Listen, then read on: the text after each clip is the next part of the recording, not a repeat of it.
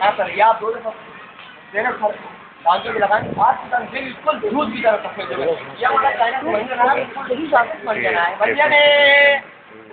मंजन आ रहे अंकल, अगर मुझे कुछ मंजन दो ना, आपको मंजन देगा। देखिए इसकी आप पहले खवाइश सुन ले तो आपको फायदा आएगा।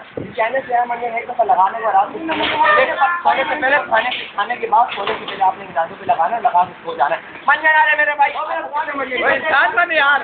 भाइयों, यही मंजन आपको हमारी दुकान पे 150 के मिलेगा, यहाँ 10 रुपये 10 रुपये। ये आम दुकान बाजार से लेंगे 50 से 100 रुपए का देगा।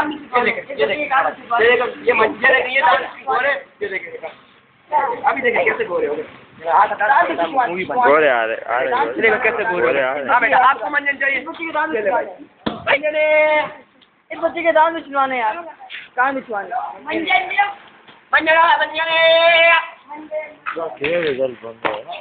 कैसे हो गया यार?